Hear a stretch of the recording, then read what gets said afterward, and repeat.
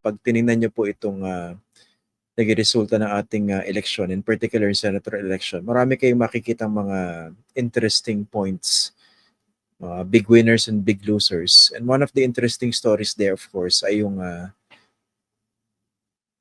pagtakbo ni Heidi Mendoza na nakakuha ng 8.6 million, nasa 21st place. This is basically victory in defeat, pag inisip po natin mabuti. And if I may share this with you, no? I'm not endorsing her, no? Pero sa dami ng mga politiko na interview ko na in the course of my career, sa dami ng mga tao na kasalamuha ko na, I could say na siguro nandun siya sa top 5, if not top 3, na mga pinaka-authentic na taong nakilala ko. Kasi pa nag-interview ako sa mga kandidato, sa mga politiko, karamihan plastic eh. Kahit ang ganda ng public image nila, basang-basa mo eh, na pag humarap sila sa inyo, plakado yung kanilang sinasabi.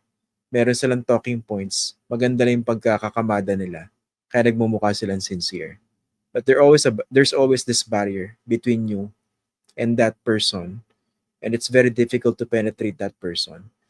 But when it comes to people or someone like Heidi Mendoza, there's no such barrier. Sometimes she's too honest to a fault. She's very, very transparent. Kung tingnan nyo nga yung ating panayam. Example, usually tinatanong kayo sa mga kandidato pagkatapos ng eleksyon, magkano po ba nagastos nyo dito sa kampanyang ito? Automatic, nagbigay na numero, 2.5. Hindi ko na nga tinatanong, sinabi niya, pinakamalaki natanggap niya, 500,000 at tinanggap niya. Walang politiko na gumagawa niyan, ordinarily. May isang ako dating kandidatong nakausap eh. Mayaman to ano na to, parang private conversation na, hindi nakasama sa interview. Parang pinaandaran ako na medyo naghihirap na raw siya, naubos na raw yung resources niya. Sabi niya, grabe talaga yung yung pagkalat ng pera dito. Talagang salapi yung nagdidikta sa kampanyang ito. Hindi ko na sasabihin ko anong posisyon. Pero this was in the past. Hindi itong election cycle na ito. Sabi niya, hindi ko na nga mabili itong gusto kong ganito, no? Sabihin ko na lang, hindi ko na nga mabili itong gusto kong sasakyan. Sa isip-isip ko, ako ba naman yung binobola pa rin ba naman ako sa ganitong conversation, no? Alam mo naman kung gaano kayaman yung pamilya na yon, gaano karami resources nila. Kumbaga kung madidinig mo yung sa ibang kandidato, siguro medyo maniniwala ka pa. No? Pero for clans like that, hindi na siya kapanipaniwala. So madaling basahin, di ba? Yan ang sinasabi ko rito. It's not often that you meet someone who's very, very authentic. Someone who stands by a set of principles and willing to fight for those principles, whatever the odds. Ayan. Yan. Si Heidi Mendoza, that's the kind of person that she is. Very, very transparent. Siguro part ng kanyang training bilang isang auditor. And hindi ko masisisi iba kung nanghihinayang na hindi siya nakapasok sa Senado because she would have been the best candidate there, to be honest with you. She would have been the best. Ang problema, hindi kaya eh. Ayan. There, I said it. Diba kung titingnan niyo yung mga criteria na nilalatag ko rito, you can deduce kung sino yung mga kandidato na mag-fit dun sa ano na yun, sa criteria na yun. So Heidi Mendoza would have been the perfect senator. Kesa naman puro tarantado yung mga ine-elect natin eh. Ibang boto nakikita ko puro kagaguhan eh. 'Di ba? Kaya nga ako naglabas ng video na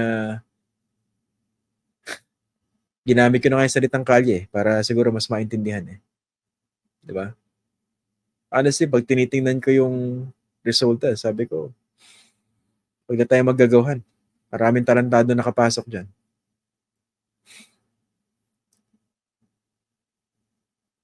Yun ang masama. Of course, meron ibang mga payaso, mga dynasty, na fortunately hindi nakalusot. Pero that doesn't mean na yung mga nanalo, okay na. Sa local naman, pag inanalyze nyo, yung mga dynasty na hindi lumusot, may mga dynasty na nakalusot. Pero hindi naman factor doon, strictly speaking, pagiging dynasty nila. Diba? Iba natalo dahil binangga nila mas malakas na dinastiya. Ibig sabihin, hindi naman sila na-reject dahil dynasty sila per se. Yan ang election natin. Of course, there are certain promising developments dito sa ating election. And it's good. Ayan. Pero isa sa mga takeaways ko rito sa ating panayam kay Miss Heidi Mendoza, it's very difficult to join politics, to be part of politics if you really would be true to yourself. Kasi marami kang kung talagang matino kang tao at marami kang red lines, marami kang non-negotiables, ang hirap pumasok sa politika. Minsan baka inaakala mga kakampi mo, hindi mo kakampi. Di ba yung binabanggit niya kanina? I'm speaking in general, no? Huwag niyo isipin na nagpaparinig ako. Sasabihin ko naman sa inyo kung nagpaparinig ako. I'm speaking in general, really. And I'm speaking straight from the heart. Maraming ganyan. Mahirap talaga. Sasabihin ng iba ng mga veterano sa politika, huwag talaga kayong pumasok sa politika kung ganyan kayo mag-isip dahil madumi ang politika.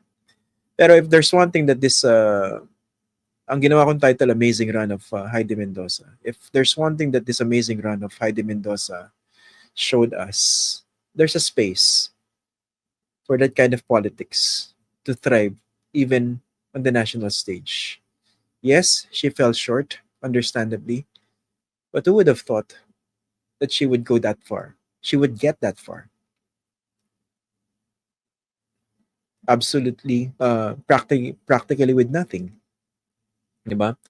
Ako alam nyo, hindi ako fan ng tinatawag na moral victories eh. Nakakasawa na kung puro moral victories yung pinag-uusapan natin, di ba? Because when you talk about moral victories, basically you fell short and you're just trying to feel good about the outcome. Pero this is one moral victory that can honestly be celebrated with no pretension at all. Kasi yung standing ni Heidi Mendoza, the fact na nag-21st spot siya with 8.6 million votes. This is both a moral victory and a political statement to all across the political spectrum that there's a space for a candidate like this, even if she fell short, and that you have a substantial number of voters, of Filipinos, believing in that kind of politics. And that to me is the biggest story in this election. No pretension, walang kaplastikan. That is the biggest story of this election, and that is Heidi Mendoza.